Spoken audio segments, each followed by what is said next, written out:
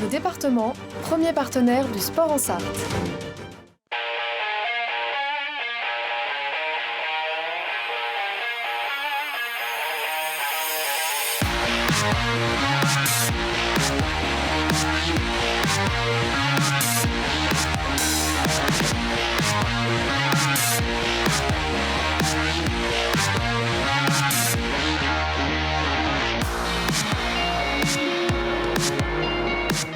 Amis sportifs, bonjour, bonsoir, très heureux de vous retrouver pour cette nouvelle émission sport cette année 72 Sport.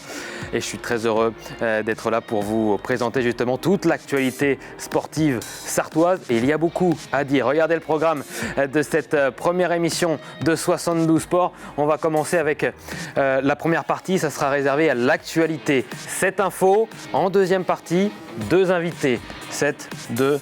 Vous avez compris évidemment le rapprochement avec 72 Sport.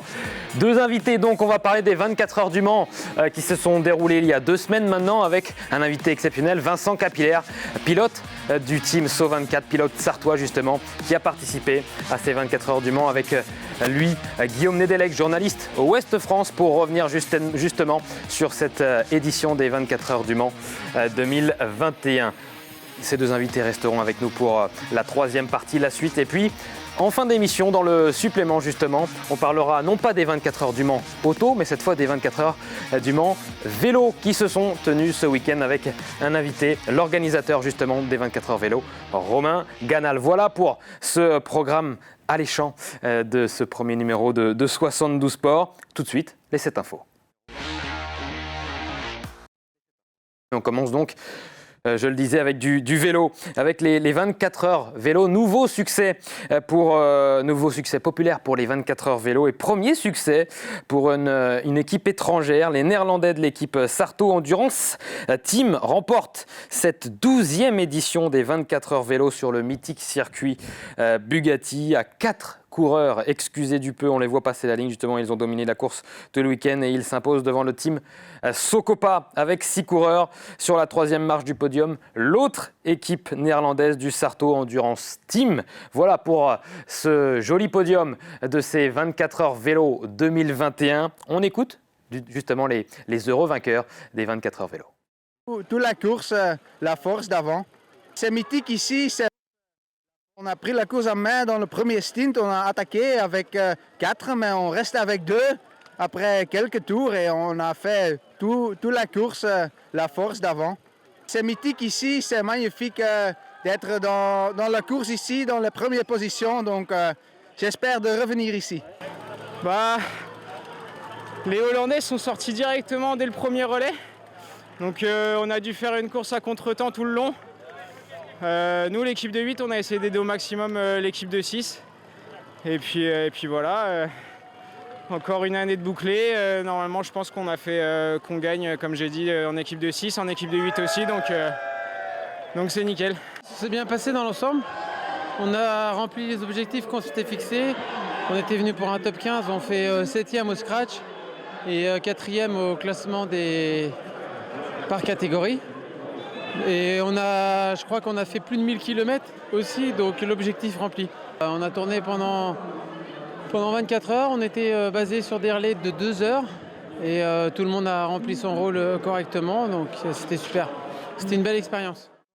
L'autre événement de ces 24 heures vélo, c'était la venue de Bernard Hinault, quintuple vainqueur du Tour de France, champion du monde. Je ne vais pas faire tout son palmarès évidemment à Bernard Hinault. Il était justement aux 24 heures vélo pour donner le départ et il a également participé. On écoute justement Bernard Hinault au micro de Damoun Chamsoudine, c'était juste avant le départ samedi.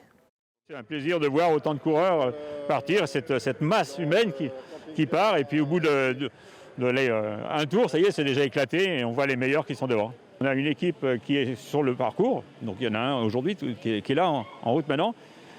C'est pour la recherche pour le cancer et c'est notre but de lutter contre cette terrible maladie. C'est un parcours un peu technique avec des bons virages où celui qui maîtrise bien les descentes peut s'amuser. Après, il y a toute la montée jusqu'au Dunlop qui n'est pas très difficile, hein. C'est un long faux plat où il faut savoir jouer du dérailleur pour ne pas se faire trop mal et pour pouvoir aller plus vite après. Justement, si vous voulez continuer de parler 24 heures vélo, je vous donne rendez-vous en fin d'émission pour avoir l'avis de l'organisateur, Romain Ganal, l'organisateur justement de ces 24 heures vélo qui sera avec nous dans la 4e partie de 72 Sports.